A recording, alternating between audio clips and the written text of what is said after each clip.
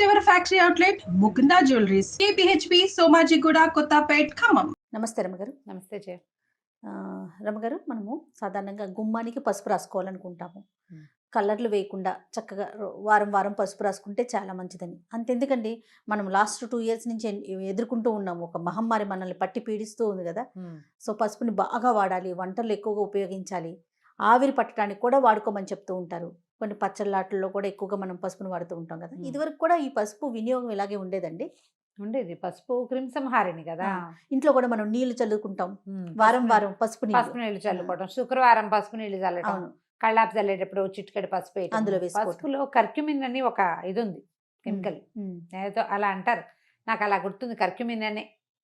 అయితే దీంతో ఇది మనకి శుద్ధి చేస్తుంది, అంతఃశుద్ధి బాహ్య శుద్ధి కూడాను. ఓకే. చాలా హెల్త్ పరమైన ఉపయోగాలు చాలా ఉన్నాయి. ఈ క్రిమి సంహారిణి అవ్వటం వల్ల లో లెవెల్ ఒక లెవెల్ వరకు బ్యాక్టీరియాని కంట్రోల్ చేస్తుంది, తర్వాత వైరస్లను కూడా కొంత కంట్రోల్ చేస్తుందని చెప్తారు. భోజనం చేశాక ఇదివరకటి రోజుల్లో ఇలా చేసేవాళ్ళం, అన్నాలు తిన్నాక కంచాలు తీసేసి ఆ మెతుకుల మీద పసుపు నీళ్లు చల్లి, ఆ నీళ్లు చల్లి మెతుకులన్నీ తీసేసి పసుపు నీళ్లు చల్లి తుడుచుకునేవాళ్ళు. లేదా పేడతోటి, ఆవు పేడ, రోజు ఆవు పేడ తెచ్చిపెట్టేవారు, పేడతోటి శుద్ధి చేయటం ఆ ప్రాంతాన్ని. అప్పుడు ఈ ఫుడ్ పార్టికల్స్ కింద పడడం వల్ల ఏదైనా బ్యాక్టీరియా డెవలప్ అయితే, శిలీంధ్రాలు లాంటివి అంటే బూజు లాంటిది ఏదైనా డెవలప్ అయితే వాటితోటి వచ్చే సమస్యలు రాకుండా ఉండటం కోసం విస్తారంగా పసుపు నీళ్లు వాడేవాళ్ళు. మా చిన్నతనంలో అయితే పీరియడ్స్ స్నానం చేయగానే పసుపు నీళ్ళతోటే పోసేవాళ్ళు. మామూలు మనకి అమ్మాయిలు పెద్దవాళ్ళు అయినప్పుడు కూడా పసుపు బాగా వాడతారు, పసుపు నీళ్లు పోస్తారు. దానివల్ల ఏంటంటే బ్యాక్టీరియల్ ఎఫెక్ట్స్ ఏవి లేకుండా ఉంటాయి. కొన్ని ప్రాంతాల్లో మొదటిసారి మెచ్యూర్ అయినప్పుడు పసుపు ఉండలు కూడా మింగిస్తారని విన్నాను. పసుపు ఉండ మింగిస్తారు, అదే చెప్పబోతున్నా. మాకు ఇప్పటికీ కూడా మా ఇళ్లలో ఆ పద్ధతి ఉంది. 4th డే 4వ రోజున అంత చిన్న ముద్దలు, 2 పసుపు ముద్దలు మింగేసి నీళ్లు తాగిస్తారు. పసుపు నీళ్ళు పోసి చిన్న ఉండ చేస్తారు, మింగేసి నీళ్ళు తాగిస్తే పొట్ట శుద్ధి అయిపోతుంది. లోపల ఏదైనా చిన్న ఇబ్బందికరమైన వ్యవహారాలు ఉంటే అవి సెట్ అవుతాయి. ఓవర్గా ఉంటే తగ్గుతుందని, అవ్వకపోతే సరి చేస్తుందని, లోపల శుద్ధి చేస్తుందని, ఆ లోపలికి వెళ్ళిన తర్వాత ఆ ఉన్న సమస్యని అది తీరుస్తుంది. పీరియడ్స్ అప్పుడు విస్తారంగా వాడతారు పసుపు.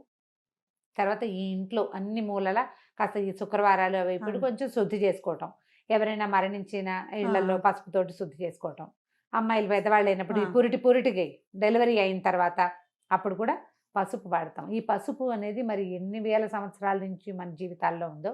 సంస్కృత కావ్యాల్లో పసుపు గురించి బోల్డ్ చోట్ల కనపడుతుంది. అవునా? కావ్యాల్లో ఉందంటే, కావ్యాలంటే కాళిదాసు రాసిన కావ్యం 7వ శతాబ్దం నుంచి ఉంది కదా. మరి అప్పటి నుంచి వాడుతున్నామనేగా చెప్పాలి. అవును, అప్పటి నుంచి వాడుతున్నట్టే కదా.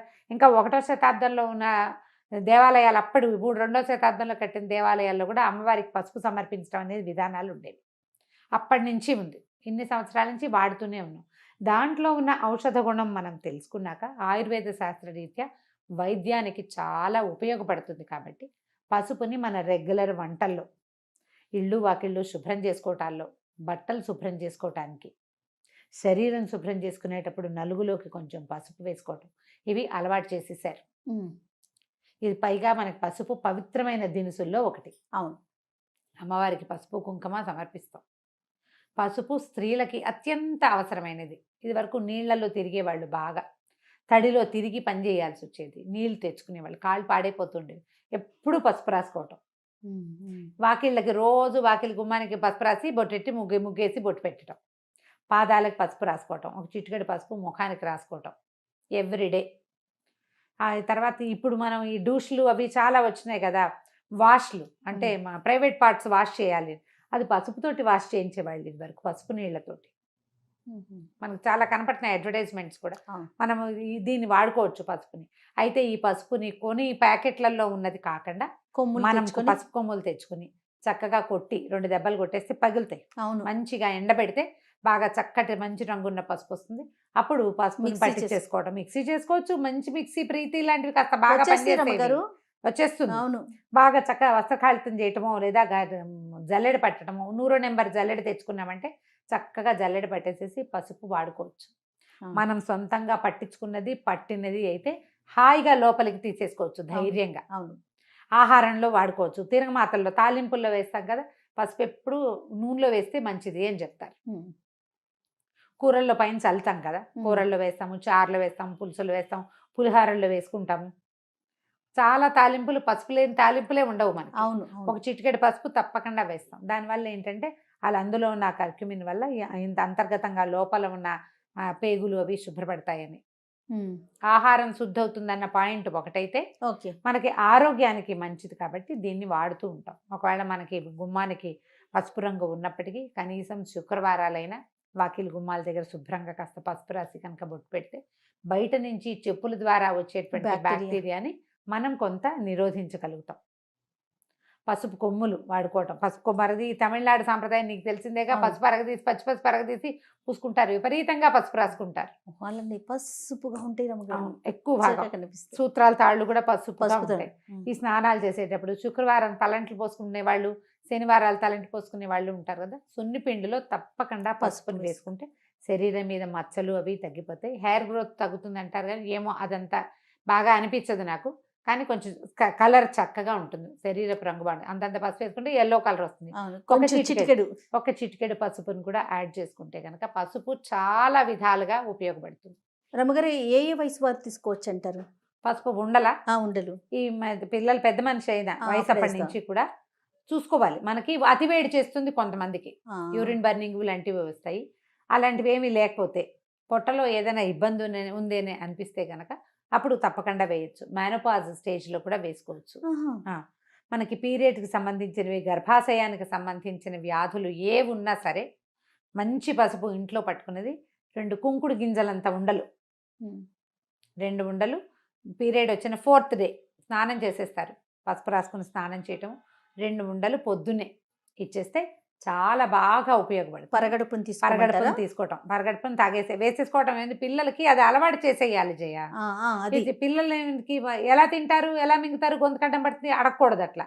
టాబ్లెట్లు మింగరు, అంతే అలాగే అలవాటు చేయాలి. చేస్తే పొట్ట కూడా బాగుపడుతుంది కదా.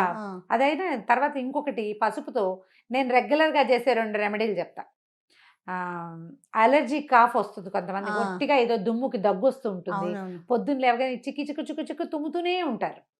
దానికి భలే బాగా పనిచేస్తుంది పసుపు. పొద్దున్నే హాట్ వాటర్లో 1 చిటికెడు పసుపు, చిటికెడు ఉప్పు వేసుకుని తాగేయండి.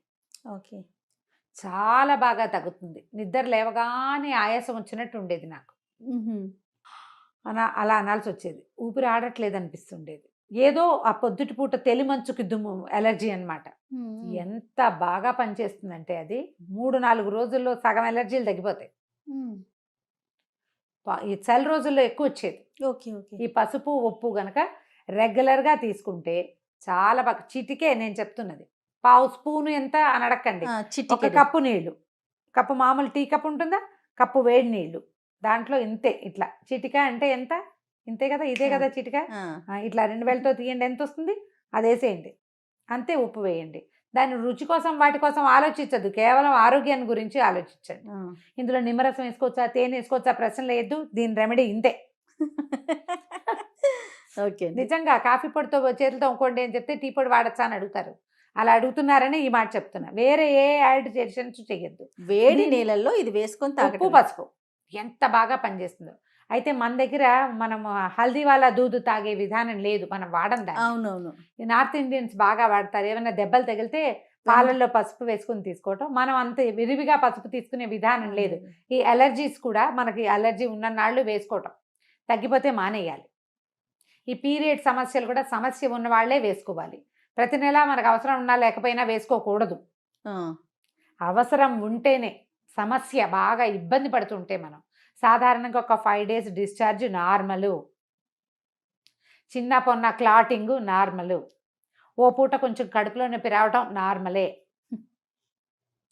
ఇది కాకుండా ఎక్సెసివ్ బ్లీడింగ్ కానీ, లేకపోతే అస్సలు లేకపోవటం కానీ, విపరీతమైన క్లాటింగ్ కానీ, తల్లకిందులైపోవటం కానీ, ఇలా జరిగితే మనం పని చేయలేకపోవటం కానీ, అవి సమస్యలు. వాటికి ఎట్లాగో మనం డాక్టర్ని చూస్తాం, గైనకాలజిస్ట్కి వెళ్తారు. ఇవి ఎప్పుడు ఉండేవే ఎందుకు అనుకుంటే ఇది ట్రై చేసి చూడండి. రైట్, ఇలా కనుక చేస్తే సరిపోద్ది. పసుపుని ఇంకో రకంగా పుళ్ళు, దెబ్బలు తగిలితే చిన్న కట్స్, వూండ్స్, కత్తిగాట్లు, వాటన్నిటికి చాకులతోటి కోసుకుంటూ ఉంటాం.